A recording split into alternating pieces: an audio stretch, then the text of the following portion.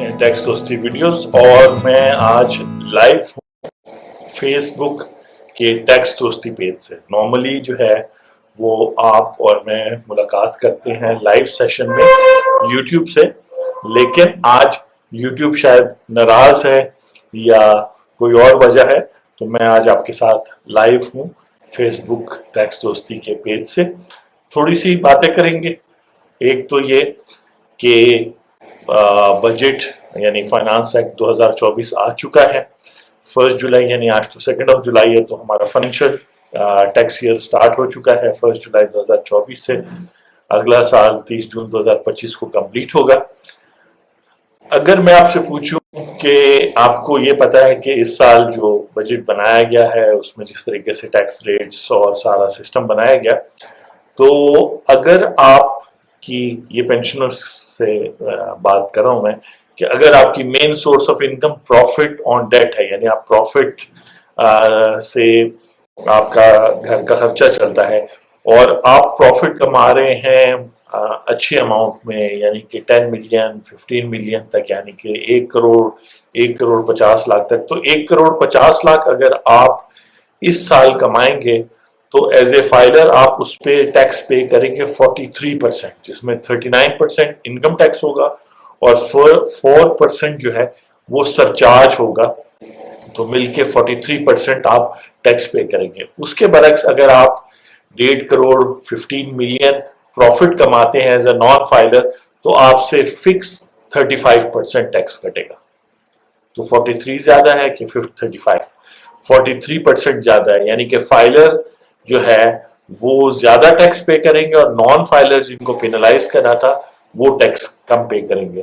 तो जो है जो लोग भी पाकिस्तान में, चाहे वो ओवरसीज पाकिस्तानी है, नॉन रेजिडेंट है, या वो रेजिडेंट पाकिस्तानी, उनकी इनकम आती है प्रॉफिट से, तो ये पैराडॉक्स जो है उनके सामने है।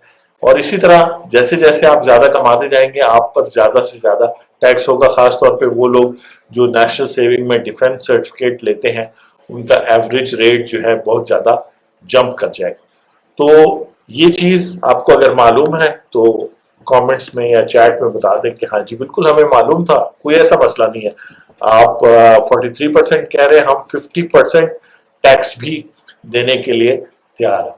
चले एक और बात कर लेते हैं। अगर आपको ये बात पता थी कि जो मोबाइल्स हैं पाकिस्तान में जब आप खरीदेंगे, चाहे वो $500 से कम हो या $500 से ज्यादा हो, उन दोनों पर आप 18% जो है ना वो सेल्स टैक्स पे करेंगे, यानी 18% ऐड कर ले। तो अगर 100 रुपए का ले रहे हैं तो वो 118 का मिलेगा, और अगर एक जो है महंगा मोबाइल ले रहे हैं तो उस पर भी उसी हिसाब से रेट लगेगा। तो 18% वो। तो अगर ये आपको मालूम है तो आप कमेंट दे सकते हैं, बता सकते हैं कि आज बिल्कुल हमें मालूम है, हम रेडी थे कि हमने मोबाइल के लिए जब पैसे सेव किए तो हमने कहा कि जी हम 18% सेपरेट रख रहे हैं कि गवर्नमेंट को हम देंगे, बड़े खुशी खुशी देंगे। ठीक है, चले अगर आपको ये भी पता था तो एक और बात करते हैं कि अगर आप नॉन फाइलर हैं तो पाकिस्तान से बाहर आप नहीं जा सकते अनलेस कि आप कमिश्नर से इजाजत लें, कमिश्नर इनकम टैक्स। लेकिन मजे की बात यह है कि आपका कमिश्नर कौन है, आप कहाँ रजिस्टर्ड है, क्योंकि आप नॉन फाइलर वो होता है जो टैक्स में रजिस्टर्ड ही नहीं होता, तो वो किससे जाके इजाजत ले यही उसको नहीं पता होगा। तो इसका मतलब है कि आपको पता नहीं होगा तो आप मुल्क छोड़ के भी नहीं जा सकते। ये वीडियो जो है अमित कुमेर कह रहे हैं गुड इन्फॉर्मेशन, थैंक यू, बहुत शुक्रिया। बेसिकली तो ये लाइव सेशंस इसलिए किए जाते हैं कि आप क्वेश्चन पूछें और जो है ना उसका फॉलोअप क्वेश्चन भी आप पूछ सकते हैं, और उससे ये होगा कि आपको सेटिस्फैक्ट्री जवाब मिल जाएगा। नॉर्मली होता है कि आप अगर वैसे लाइव सेशन के अलावा बात करें तो आपको जवाब मिल जाता है, हो सकता है मजीद आपको कोई और सवाल आपके जहन में उठे। तो बहुत ज़रूरी है कि आपको इस साल जो फाइलर्स हैं, जो नॉन फाइलर्स हैं, जो लेट फाइलर्स हैं, जो एक्टिव फाइलर्स हैं, इन सबको जो है ना समझना आपके लिए ज़रूरी है, ताकि आप इनमें से एक्टिव फाइलर के साइड पर रहें। जिस पर विद होल्डिंग होगी उससे मसले उसको भी आएंगे, लेकिन कम से कम नॉन फाइलर, लेट फाइलर, ये सब जो है ना काफ़ी सारे मसले का बाइस बन सकता है। आई होप कि फेसबुक के ऊपर आप का ये आप देख रहे हैं लाइव सेशन, तो आई होप कि आपका एक्सपीरियंस अच्छा हो। नॉर्मली यूट्यूब पे डेली जो है ना हम लाइव सेशन करते हैं, लेकिन मैं सोच रहा था किसी दिन फेसबुक पे कर लेंगे, एक्सक्यूज मी, किसी दिन यूट्यूब पे कर लेंगे, तो इस तरह जो है सब ऑडियंसेस को टाइम मिल जाएगा। नॉन रेजिडेंट लोगों के लिए, जो हाउसवाइफ्स हैं, स्टूडेंट्स हैं, ये सब जो है क्या कहते हैं, इनकी टैक्सेशन में बहुत ज़्यादा इजाफा हो सकता है अगर आप इंटरेस्ट ना लें इन मामलात में जो आजकल आप टीवी पे देख रहे हैं वगैरह वगैरह। अमित कुमार कह रहे हैं non filer mean registered but not filing return for going of country. जी, नॉन फाइलर का मतलब तो यही होना चाहिए कि एक शख्स जो टैक्सेबल इनकम कमा रहा है लेकिन अपनी इनकम टैक्स रिटर्न नहीं फाइल कर रहा। रिपीट करता हूं कि उसकी फॉर एग्जांपल कोई शॉप है और उससे साल की 6 लाख से ज्यादा इनकम आ रही है, या उसकी कंपनी है तो उसने अगर कोई प्रॉफिट नहीं भी किया फिर भी जो है ना वो इनकम कंपनी ने टैक्स रिटर्न फाइल करनी है, तो वो कंपनी नॉन फाइलर में आएगी। इसी तरह एक इंडिविजुअल है, उसकी सैलरी 6 लाख से ज्यादा है और वो अपनी रिटर्न नहीं फाइल कर रहा, वो भी नॉन फाइलर होगा। प्रॉब्लम ये है कि पाकिस्तान में 2 करोड़ के करीब यानी 20 मिलियन के करीब लोग हैं जिनकी इनकम है और उनको फाइलर होना चाहिए। उसमें से सिर्फ 60 लाख लोग या 6 मिलियन, 20 मिलियन में से 6 मिलियन फाइलिंग कर रहे हैं। तो बात यह है कि वो जो बाकी 23 करोड़ अवाम है या 230 मिलियन लोग हैं, ना वो फाइलर हैं ना वो नॉन फाइलर हैं, वो टैक्स इनकम यानी टैक्स लॉ के अंडर ही नहीं आते। लेकिन अनफॉर्चुनेटली चूंकि विद होल्डिंग रेट्स जो है बहुत ज्यादा कर दिए गए, यानी मैं आपको एग्जांपल देता हूं कि अगर आप नॉन फाइलर हैं, और मुझे आप बताएं कि आपको ये पता है कि नहीं, अगर आप नॉन फाइलर हैं तो आपका जब इंटरनेट का या टेलीफोन का बिल आएगा तो नॉन फाइलर पे 75% जो है ना इनकम टैक्स लगाएगा जाएगा और the gross value of the bill. Suppose करें आपका बिल बड़ा नॉमिनल सा आता है टेलीफोन का 1000 रुपीज, उस पे 750 रुपए ऐड हो जाएंगे, तो आपको 1750 तो ये बनेगा, फिर ऊपर टैक्सेस वगैरह ऐड करके आपको 20-25 हजार तक, 20-25-100 तक पे करना पड़ जाएगा, 2500 तक। और अगर आपका इंटरनेट, आपने अच्छा वाला इंटरनेट लिया हुआ है और आप 4000 पे कर रहे हैं, तो एज ए फाइलर तो आप उस पे 15% यानी 300 रुपए 400 रुपए पे करेंगे, एज अ नॉन फाइलर 75%। तो 4000 रुपए के इंटरनेट बिल पे आपको 3000 इनकम टैक्स लग के आएगा। अमित पूछ रहे हैं कि जी not liable to be registered can go out of country. बिल्कुल आउट ऑफ कंट्री जा सकते हैं, लेकिन अब जो है उनको कंट्री से बाहर जाएंगे तो चूंकि वो तो रजिस्टर्ड नहीं है, तो अगर कमिश्नर चाहे तो उनको रोक सकता है, और अगर वो चले जाएं तो बाद में केस बन सकता है कि जी आप तो नॉन फाइलर थे, फिर वो वापस आके एक्सप्लेन करे कि जी मैं तो स्टूडेंट था, मेरी तो कोई सोर्स ऑफ इनकम ही नहीं थी, लेकिन वो फिर भी कुछ ना कुछ ढूंढ लेंगे। तो इस वजह से उनके साथ इंटरेक्शन उन्होंने कंपलसरी कर दिया। लेकिन अमित कुमार थैंक यू, बहुत शुक्रिया, बहुत अच्छे क्वेश्चंस आप पूछ रहे हैं। इससे ये होगा कि बाकी लोगों का भी फायदा हो जाएगा, लोग जरा बेनिफिट कर जाएंगे, क्योंकि बेसिकली इस दफा 15 खरब यानी 15 ट्रिलियन के टैक्सेस लगे हैं, और हम अपना टैक्स दोस्ती यूट्यूब चैनल पे तो एवरी डे एक नई वीडियो लगती है जिससे मुख्तलिफ गाइडेंस आपको मिलती है, चाहे आप बिजनेस कर रहे हैं, चाहे आप स्टूडेंट हैं, चाहे आप जो है क्या कहते हैं सर्विसेज यानी आईटी सर्विसेज प्रोवाइड कर रहे हैं, चाहे आपकी शॉप है, ट्रेडर हैं आप, तो मुख्तलिफ लोगों को मुख्तलिफ इंफॉर्मेशन मिलती रहती है और कोशिश होती है कि रिसर्च बेस्ड।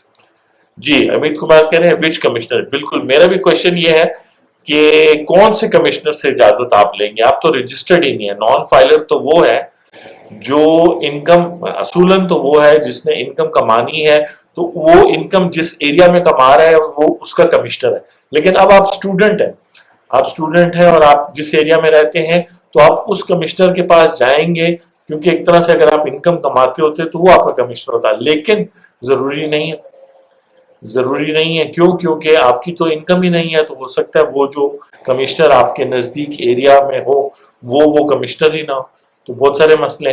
फिर कुछ लोग जो हैं वो क्योंकि कराची में जॉब करते थे या मर्दान में जॉब करते थे, उनका आरटीओ रीजनल टैक्स ऑफिस वहां बना हुआ है, अब वो पिंडी में रहने वाले हैं या वो जो है कहीं कहीं और रहते हैं, तो वो जो है उनको फिर उस आरटीओ जाना होगा जहां वो रजिस्टर हुए थे। आप कहेंगे कि जी वो नॉन फाइलर कैसे हुए? मैं बात कर रहा हूँ कि जब मैनुअल सिस्टम था आईरस से पहले, 2014 से पहले, वो लोग तो रजिस्टर होते थे, खासतौर पे सैलरीड लोग, खासतौर पे अच्छी मल्टीनेशनल में जो काम करते थे।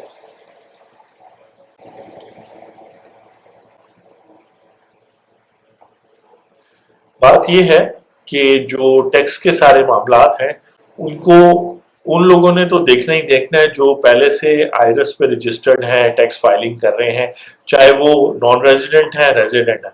लेकिन अब आपने भी देखना है कि चूंकि अगर आप प्रॉपर्टी होल्ड करते हैं या आप कोई डॉक्टर, इंजीनियर, डेंटिस्ट हैं, कुछ भी हैं, तो उस हवाले से जो है आपने देखना है कि टैक्स लॉ आज के दिन मेरे लिए क्या कह रहा है और किस तरीके से मैं अपने टैक्सेशन को मिनिमाइज कर सकता हूँ विदाउट कोई जिसको कहते हैं कि कोई रेड लाइन क्रॉस किए बगैर मैं जो है टैक्स लॉ में रहते हुए। तो उसके लिए हम डेफिनेटली जो है क्या कहते हैं हमें आपस में मशवरा करना चाहिए, बात करनी चाहिए। अमित पूछ रहे हैं can't implement this type of changes. हाँ बिल्कुल ऐसी बात है कि बहुत सारी चेंजेस हैं, बातें हैं, वो लोग नहीं कर सकते, लेकिन उन्होंने बजट में डाल दिया है, उन्होंने टैक्स लॉज में डाल दिया है, सेल्स टैक्स में उन्होंने हर किस्म की इन्वेस्टिगेशन डाल दी है ताकि वो बिजनेसेस को मैक्सिमम तंग कर सकें जो सेल्स टैक्स में रजिस्टर्ड हैं, और जो रजिस्टर्ड नहीं है उनके पास भी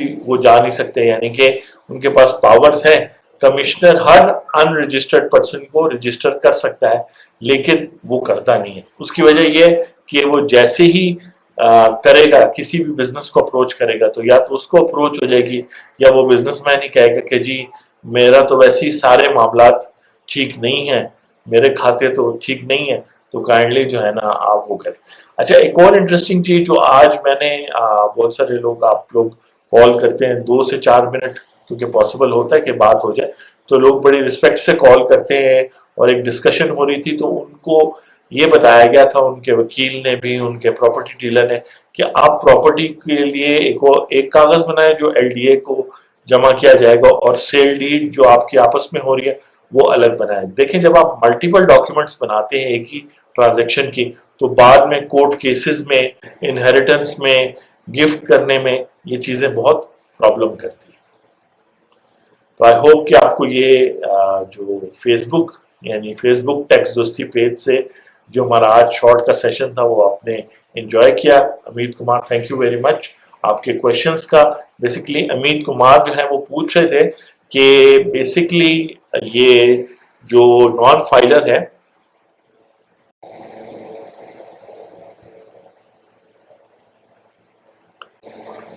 जी जो नॉन फाइलर है वो उसको रजिस्टर होना है या नहीं होना, तो उसके लिए मैंने साफ बात बताई कि अगर आपकी कोई सोर्स ऑफ इनकम नहीं है और आप 100% डिपेंडेंट हैं किसी और शख्स पे, क्योंकि ऐसा भी पॉसिबल है लोग वर्क फ्रॉम होम करते हैं, घर बैठ के काम करते हैं, ऐसा भी पॉसिबल है कि आपको आपके नाम से कोई रेंटल इनकम आ रही हो, आपके पेरेंट्स ने, ग्रैंड पेरेंट्स ने आपको जो है ना, और आपकी एज 15 साल हो, 12 साल हो, तो एज पे नहीं डिपेंड करता, टैक्सेबल इनकम होना है। अब ये टैक्सेबल इनकम जो है ना, ये टेक्निकल वर्ड है। टैक्सेबल इनकम यानी पैसे तो आपको बहुत सारे मिलते हैं, जैसे आपको ईदी भी मिलती है, आपको अगर आप क्लास में फर्स्ट आ जाए तो आपको प्राइज भी मिलता है, प्राइज मनी भी कभी कभार मिलती है। तो कौन सी चीज टैक्सेबल है और कौन सी चीज टैक्सेबल नहीं है, ये तो कंसल्टेंट्स मेरी तरह जो है, जिन्होंने कहते हैं बाल सफेद कर लिए हैं या कह सकते हैं कि 20-25 साल लगाए टैक्स लॉज में और देखते रहे हैं ये बजट्स भी और एफपीआर को भी, जिसका नाम पहले सीबीआर था, वगैरह वगैरह, तो आपने ये देखना है कि आपकी टैक्सेबल इनकम है कि नहीं। जरूरी नहीं है कि आपकी एक्टिव टैक्सेबल इनकम हो, यानी आप जॉब करते हो, बिजनेस करते हो सकता है कि आपकी पैसिव इनकम हो, आपके नाम पे सेविंग सर्टिफिकेट्स हो, उन पे प्रॉफिट आता हो, उन पे आपने टैक्स पे करना है। कितना पे करना है तो वो तो रेट्स फिर हर साल भी वेरी करते हैं और वैसे भी जो है ना वो परसेंट टू परसेंट भी वेरी करते हैं। अगर आप जो है गवर्नमेंट के जान पहचान के बंदे होंगे तो वो आपसे कम टैक्स लेंगे, अगर आप हमारी तरह, मेरी तरह जो है दूर दराज की दोस्ती होगी आपकी गवर्नमेंट के साथ, तो वो इनकम टैक्स भी लेंगी हमसे, सेल्स टैक्स भी लेगी, फेडरल एक्साइज ड्यूटी भी, और जितने भी इनडायरेक्ट टैक्सेस हैं, सेल्स टैक्स वगैरह, वो सब हमसे रिकवर होंगे, क्योंकि गवर्नमेंट हमें जानती नहीं है, हमारे साथ कोई ताल्लुक नहीं है, तो इस वजह से वो ये सब कुछ करेगी। ठीक है जी, चले। तो बहुत शुक्रिया जी, थैंक यू। फेसबुक पे बड़े अरसे बाद जो है लाइव सेशन हुआ है। अमित कुमार साहब, थैंक यू आपके सवालों का।